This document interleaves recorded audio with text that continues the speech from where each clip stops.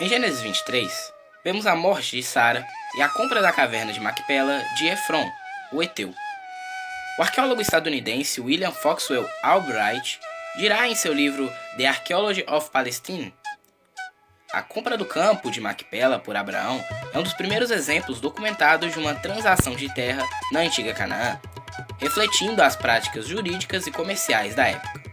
Seja muito bem-vindo ao canal Estudando a Bíblia, e hoje iremos comentar Gênesis 23 e a compra do campo de Macpela.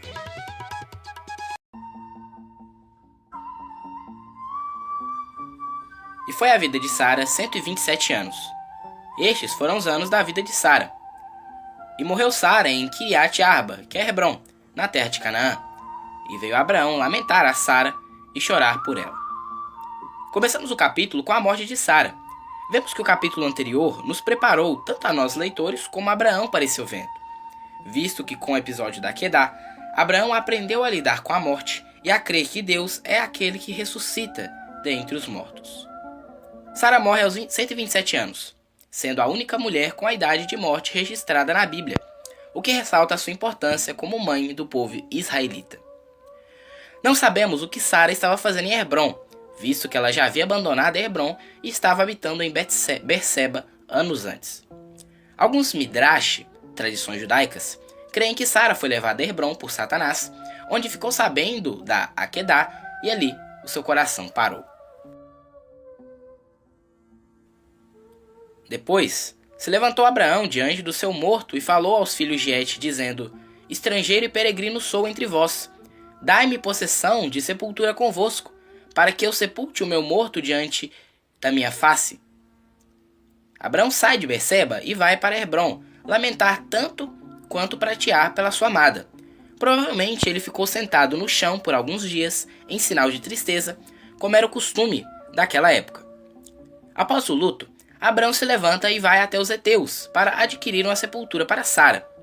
Já era costume dos nômades semitas do início do segundo milênio e do final do terceiro a.C. sepultar os seus mortos em cavernas familiares. O corpo era colocado numa prateleira até se decompor, acompanhado de vasos cerâmicos, comidas, joias sem valor, armas, ferramentas e etc. Então, o seu corpo era retirado e seus ossos colocados numa caixa, e assim deixava-se a câmara livre para um novo sepultamento. Abraão reconhece que é um estrangeiro peregrino naquela terra, não somente porque ele estava peregrinando em Canaã, mas porque ele sabia que a sua verdadeira pátria é o céu. Porque os que isso dizem claramente mostram que buscam a pátria, e se, na verdade, se lembrassem daquela de onde haviam saído, teriam a oportunidade de tornar, mas agora desejam uma melhor, isso é, a celestial. Pelo que Deus também não se vergonha deles, de se chamar seu Deus, porque já lhes preparou uma cidade. Mesmo em Canaã, Moisés e Davi já sabiam que aquele não era seu definitivo lar, e que viviam como forasteiros naquela terra. O nosso definitivo lar é o céu.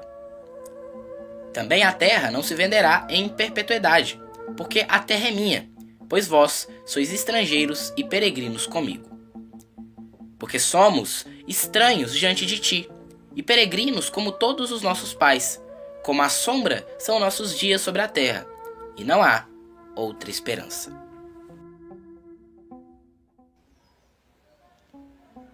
Responderam os filhos de Et a Abraão, dizendo-lhe: ouve-nos, meu senhor, príncipe de Deus és no meio de nós. Enterra o teu morto na mais escolhida de nossas sepulturas. Nenhum de nós te vedará a sua sepultura, para enterrares o teu morto. Então se levantou Abraão e inclinou-se diante do povo da terra, diante dos filhos de Et, e falou com eles, dizendo: se é de vossa vontade que eu sepulte o meu morto diante de minha face, ouvi-me e falai por mim a Efron, o filho de Zoar, que ele me dê a cova de Macpela, que tem fim no seu campo.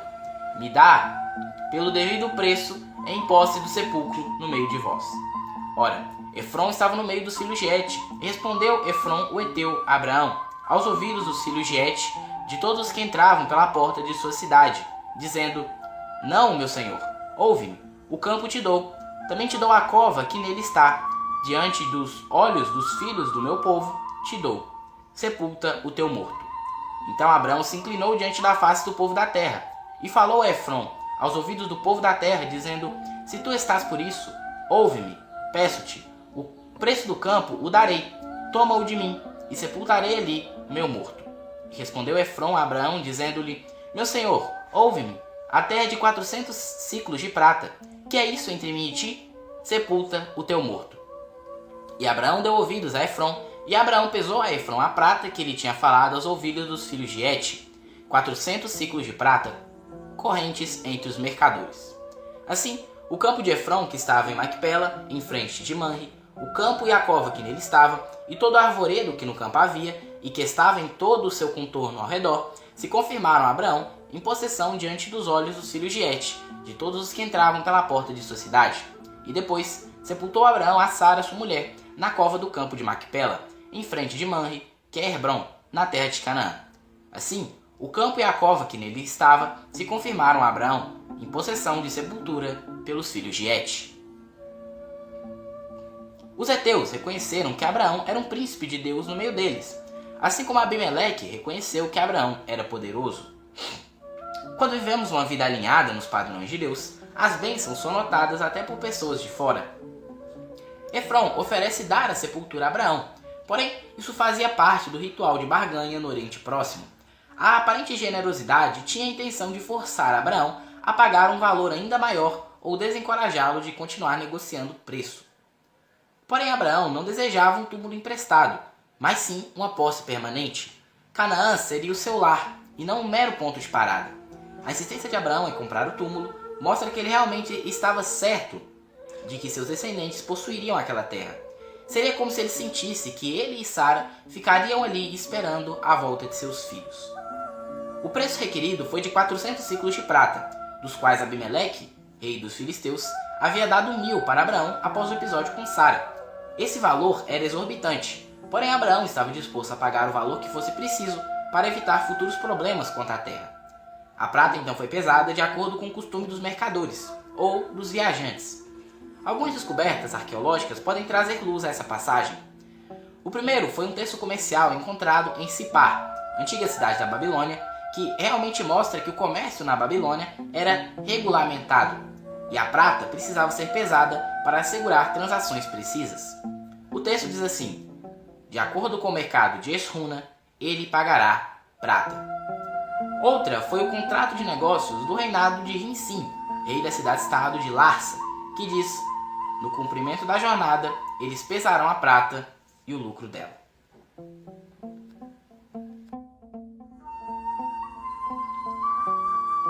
Essa compra foi uma expectativa sincera de que Deus cumpriria a promessa da aliança sobre a terra.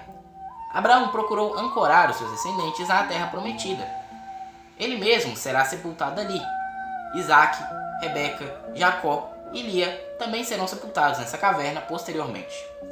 Lendas judaicas dizem que Adão e Eva foi outro casal enterrado lá, e por isso a escolha da caverna por Abraão, além de crer que aquele lugar era a entrada para o Jardim do Éden, usada pelas almas que partiram dessa vida. José afirma que na sepultura de Sara foi construído um túmulo pelos seus descendentes. O primeiro registro histórico de construção no local é do rei Herodes, que construiu a base da atual estrutura, que tem grande similaridade arquitetônica com o templo reformado por ele em Jerusalém. No período de Justiniano, no começo do século VI d.C., foi construída uma igreja cristã bizantina no local, e há diversos relatos de visitas turísticas ao local ainda nesse mesmo século. Durante esse período, o local se tornou um importante destino de peregrinação cristã. Em 614, os persas sassânidas conquistaram a área e destruíram a construção no local, deixando apenas ruínas. Mas, em 637 d.C., a área caiu sob controle dos muçulmanos árabes e o edifício foi reconstruído como uma mesquita coberta. Em 1100 d.C., as cruzadas cristãs que partiam da Europa tomaram controle de Hebrom e do túmulo dos patriarcas. O recinto voltou a ser uma igreja e os muçulmanos não tiveram mais a permissão de entrar. Porém, em 1188, Saladino retoma o controle da área das mãos dos cruzados, expulsando eles da cidade de Hebrom, porém permitindo que os cristãos continuassem adorando lá. Após a ocupação israelense da Cisjordânia na Guerra dos 6 Dias, Hebrom voltou ao controle dos judeus.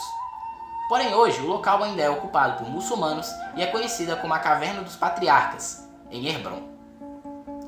A compra da caverna de Macpela não foi apenas para honrar sua esposa, mas também um ato de fé, sendo que ele cria que aquela terra seria dada para os seus descendentes, como Deus prometeu, em possessão perpétua.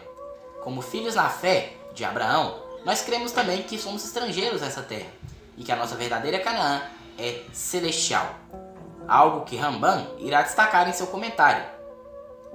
Abraão não desejou adquirir o campo de Macpela apenas para enterrar Sara, mas para que seus descendentes tivessem um vínculo físico e espiritual com a terra que Deus prometera a eles.